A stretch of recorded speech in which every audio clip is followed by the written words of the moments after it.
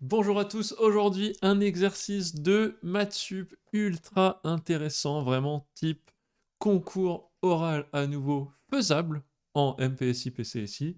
Alors, on s'intéresse à des suites, on va voir qu'il y a de la racine, hmm, de la partie entière, euh, et des espèces, des espèces de sous-suites extraites. Ouh là là, ça veut dire qu'on va toucher à tout ce qui est topologie, adhérence, vraiment les suites de maths sup, pas évidente. On se lance.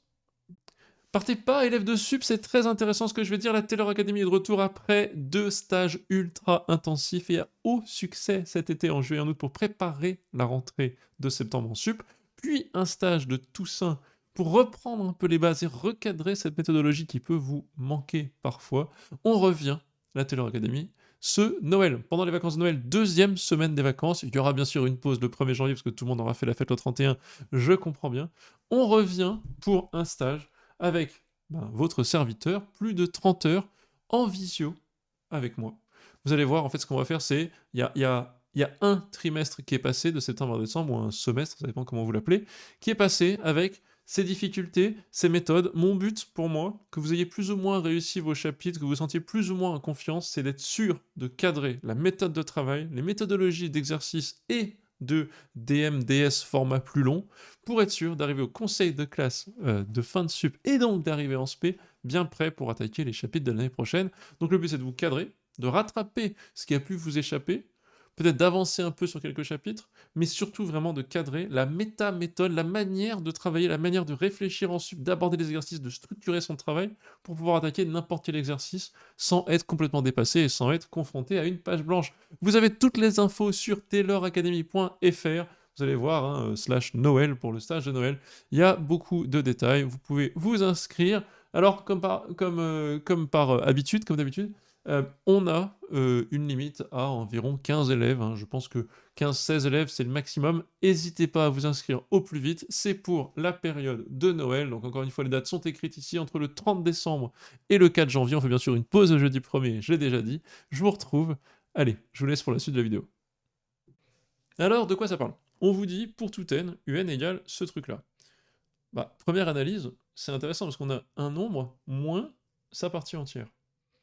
Ah, ça, écoutez, ça a un nom, ça s'appelle la partie fractionnaire. En fait, c'est, vu qu'en plus on est dans les nombres positifs, je peux dire avec conviction que c'est ce qu'il y a après la virgule. Voilà. Racine de 2, par exemple, c'est 1, quelque chose. Bah, un, ça va être 1,414 moins 1. Racine de 3, pareil. Donc c'est assez intéressant. On se rend compte en fait que UN, ça va être toujours en fait la partie après la virgule. Donc par exemple, bon, bah à la limite, celui c'est pas très dur, U0 c'est 0, U1 c'est 1, n'importe quoi, c'est 0, excusez-moi, parce que ça fait 1 moins 1. U2, bah c'est 1,414 quelque chose moins 1, 0,414. U3, et bah écoutez, cette fois-ci c'est quoi? C'est ce qui est après la virgule, cette fois-ci moins 1, donc c'est du... Oh, je sais plus combien c'est, moi, racine de 3 c'est 1,6, donc c'est du 0,6 quelque chose. U4 égale 2. Forcément.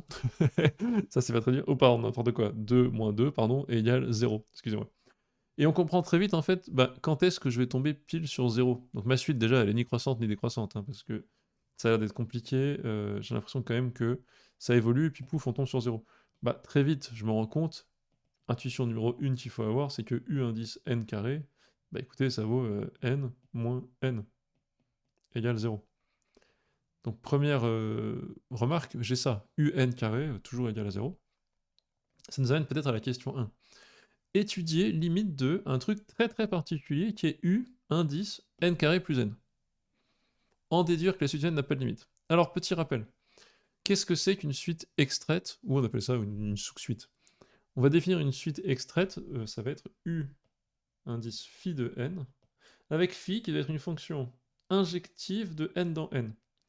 En gros, il faut que n'importe quel antinaturel, injective croissante, hein, que n'importe quel antinaturel i se fasse envoyer sur phi de i, voilà, avec phi croissante injective.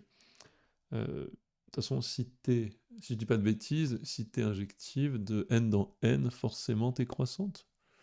Peut-être pas. Bon, en gros, il faut que ça soit croissant injectif. Voilà, c'est peut-être une bêtise que j'ai dite là. Voilà, il faut ça absolument, et ça, on appelle ça une suite extraite. Là, on me dit, écoute, étudie u de n carré plus n, ok, en déduire que un n'a pas de limite. Donc, qu'est-ce qu'on peut essayer de comprendre? Ce qui est intéressant, c'est que si elle n'a pas de limite, ça veut peut-être dire que, enfin, on sait que, excusez-moi, une suite qui converge, ça implique toutes ses sous-suites convergent vers la même limite. Par contraposé, si toutes les sous-suites ne convergent pas vers la même limite, alors la suite ne converge pas. Donc c'est ça qu'on va faire. En fait, toute limite de sous-suite, ça a un nom, on appelle ça une valeur d'adhérence. La valeur d'adhérence, c'est unique quand la suite converge, hein, bien évidemment. Et on va se dire, bah écoute, moi j'ai déjà trouvé une sous-suite en fait. Hein. J'ai une sous-suite où phi de n, ça vaut n carré, hein, ça vaut, qui a n associé n carré, ou i associé i carré. Celle-là, elle est nulle. Donc en soi, moi j'ai déjà trouvé que s'il y a une limite, ça veut dire que la limite c'est 0. Parce que s'il y a une limite, bah forcément, ce serait aussi la limite de toutes les sous-suites. Donc moi j'ai déjà ça, et autre point que j'ai indiqué, c'est un appartient à 0,1 par définition de ce qu'est la partie fractionnaire, si vous voulez. Le fait qu'on enlève un nombre sa partie entière. Donc un est borné, je le sais, je pense tout de suite, valeur d'adhérence, un borné, Bolzano-Weierstrass, peut-être que je vais pouvoir extraire une sous-suite convergente, très bien. Bon, dans l'occurrence, je l'ai fait, on l'a trouvé ici tout de suite. Et là on vous dit, étudier ce truc spécifique, et on comprend dans le contexte que ça veut dire que si on nous donne ça, à coup sûr, je vais pouvoir montrer que ce truc-là converge vers quelque chose qui est différent de 0. Ce qui me permettra de conclure deux valeurs d'adhérence distinctes, donc deux limites de sous-suite distinctes, égale pas de limite pour la fonction. Donc voilà, tout ça c'était des rappels, petit 1. Moi j'ai quoi? J'ai u n carré plus n. Bah écoutez, je vais l'écrire, hop, racine de n carré plus n, moins partie entière de racine de n carré plus n. La question, alors au début, moi, ce que j'ai fait, je vous le dis, hein, j'ai fait une erreur, enfin, je pas une erreur, j'ai fait un raisonnement qui fonctionne. Je m'en sortais moyen, et je me suis dit, écoute, la fonction, la suite, on pourrait le faire en soi, hein, là, dans cette vidéo, la suite est bornée, un est borné, donc toute suite est bornée, et je me suis dit au début, vu que j'arrivais pas à voir, je me suis dit à coup sûr, s'il me le demande, c'est que ça va être trivial, ça va être facile, et je vais pouvoir montrer en 2 secondes qu'elle tend vers genre 1 tiers, et c'est bon, j'ai trouvé 1 tiers, là j'ai 0, 2 sous-suites différentes, c'est fini. Et vu qu'au début, j'ai pas trouvé tout de suite, j'ai été un peu mauvais, j'ai pas trouvé, enfin j'étais un peu lent, j'ai pas trouvé tout de suite comment, vers quoi elles convergent, ben, j'ai fait un autre raisonnement, je vous l'indique en 2-2 et vous pouvez essayer de le faire, j'appelle ça Vn, et j'ai étudié Vn plus 1 moins Vn égale. Et on peut montrer, c'est pas trop compliqué, que c'est positif strict. Et donc que Vn, comment dire, est croissante. Donc j'ai une fonction qui est croissante, qui est bornée, donc elle converge. Et vu qu'elle est croissante, elle est plus grande que V0, plus grande que V1 si vous voulez. Et comme V1, c'est en gros U2 et c'est supérieur à 0, c'est bon. J'ai une suite V qui est croissante et convergente. Donc, quels que soient les termes, on est plus grand que V1 qui est positif strict, donc la limite ne peut pas être, au-dessus de V1, quoi. En dessous de V1. Donc la limite n'est pas 0, et donc ça démontre la question. Ça démontre ce qu'on veut. J'ai trouvé une suite qui converge vers L positif strict, donc voilà, il n'y a pas de limite. Parce que un carré, autre suite extraite, tend vers 0. Vaut 0 d'ailleurs. C'est en voyant la question 2 que je me suis dit, mais attends, apparemment on me fait ça, à coup sûr, ça tend vers genre A fois B, un truc comme ça. Et ensuite, ça me permet peut-être de répondre à la question 3, avec un truc peut-être de densité ou je sais pas quoi, mais tout élément de 0,1, est-ce que je peux y converger via une suite en fait étudiée en question 2? Et j'ai senti qu'en fait, zut, j'ai trouvé une échappatoire pour la 1 due à mon échec de, de succès de calcul de la limite.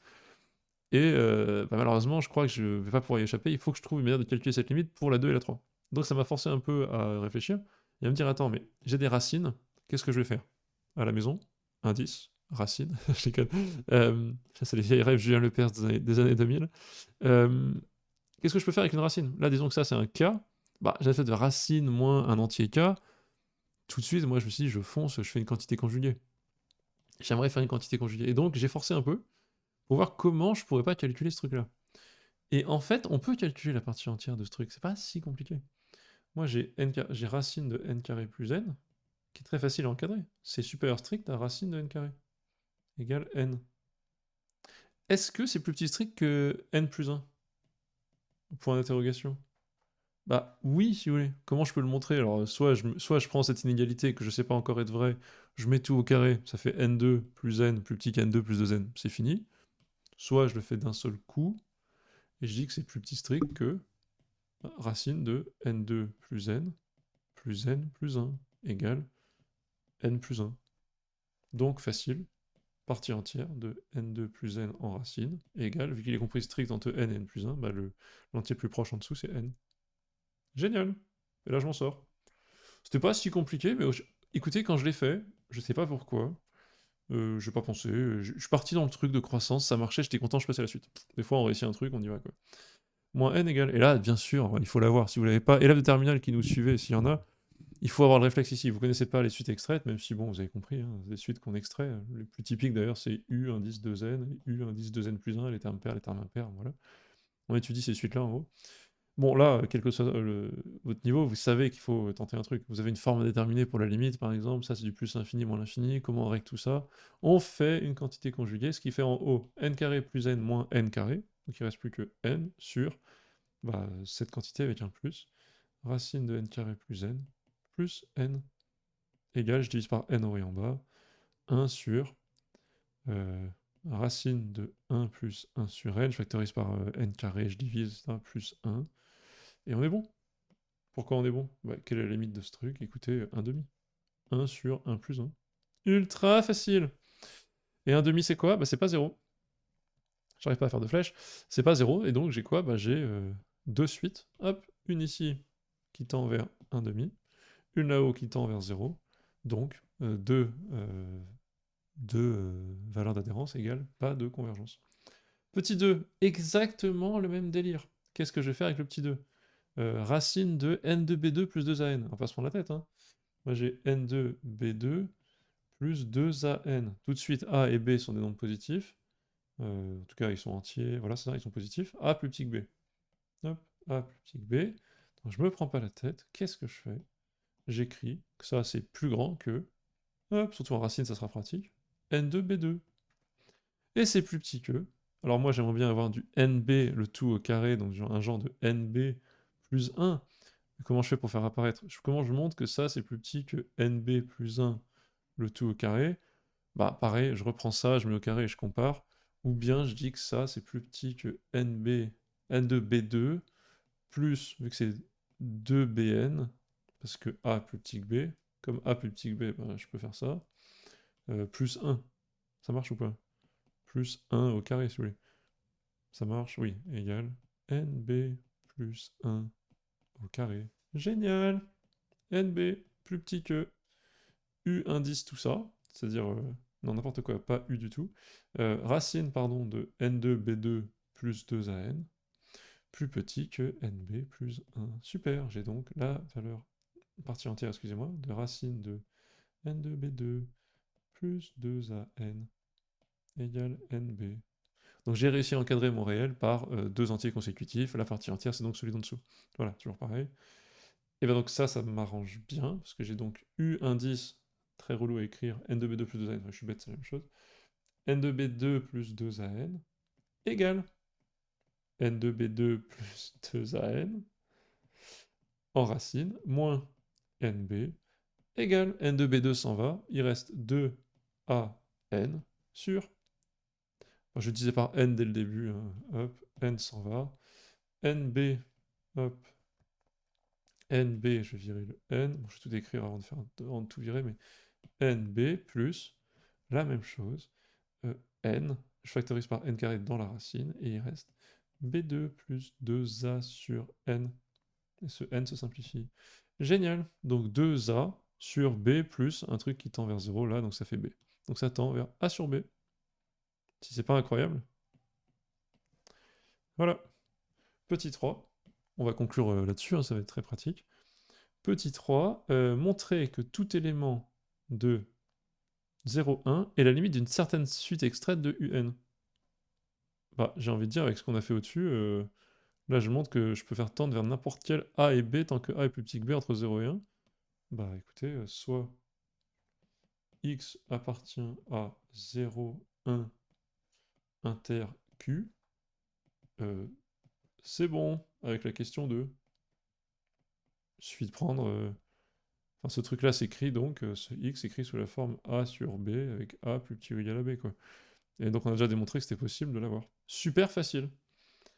Ensuite, là, faut pas trop s'embrouiller, et j'attends vos commentaires, hein, mais pour voir, mais tout élément de 0,1 bah, qui n'est pas rationnel, c'est chiant. Donc je me dis argument de attends, mais si je peux approcher, moi je pensais à la densité, si je peux aller vers n'importe quel rationnel, normalement, peut-être qu'en combinant bien les trucs, je peux faire une densité et dire que je m'approche aussi près que je veux d'un réel, et etc. Mais en fait, je me suis pas pris la tête, je me suis rendu compte que dans la démonstration du 2, mais dites-moi si je me trompe, parce que je sais que c'était peut-être un cheat code, ou je sais pas ce que j'ai fait, en fait on s'en fout complètement de la nature antinaturelle, de la nature d'entier de A. Regardez la démonstration de la question 2, A plus petit que B, ça j'en ai besoin. Donc ça, c'est toujours plus grand. Si A est juste positif, imaginez que d'un coup, A, ça devient A appartient à R+, si vous voulez, un réel quelconque. Bah ouais, ok, mais donc A plus petit que B, A plus grand que 0, super, donc ça c'est bon. A plus petit que B, bah, je peux remplacer 2AN par 2BN, il n'y a pas de problème. Là, je prends des racines, c'est cool. Là, c'est NB, la partie entière, donc j'ai bien un entier, il faut bien que B soit un entier, sinon ça marche pas. Mais en soi, quand j'écris ça, je m'en fous. Quand j'écris ça, je m'en fiche. Enfin, la nature de A comme étant positif entier n'intervient nulle part. Donc reprenons la question 2. On a compris que j'ai démontré pour n'importe quel A dans R+. Et donc c'est bon. Voilà. Soit X appartient à 0, 1. Il suffit de prendre B égale 1. Je prends A appartient à 0, 1. B égale 1. C'est OK. Et je me rends compte qu'en fait, ça veut dire que la suite U n2 plus 2an suffit. Je prends U indice n carré plus 2an. Oui, celle-là, par définition, bah, elle tend vers A. Et en fait, vu que A, c'est un réel entre 0 et 1, c'est bon. Voilà, c'est tout pour cet exercice, j'espère qu'il vous a inspiré. C'est pas le plus dur sur les suites et un peu de topologie, adhérence. Voilà, je vais en faire plusieurs. Je pense pendant les vacances, je vais faire ça, c'est ça qui va sortir. C'est un peu des exercices intéressants, c'est super un peu dur, et c'est la partie du programme des suites qui est malheureusement faite un peu trop vite en PCSI, et qui est très importante parce que je pense qu'il y a beaucoup de concours un peu sérieux qui se basent sur ce genre de questions plutôt que les suites un peu classiques et convergentes. Donc voilà, je vous ai fait ça, j'espère que c'était clair pour tout le monde, et je vous dis à la prochaine, et joyeux Noël!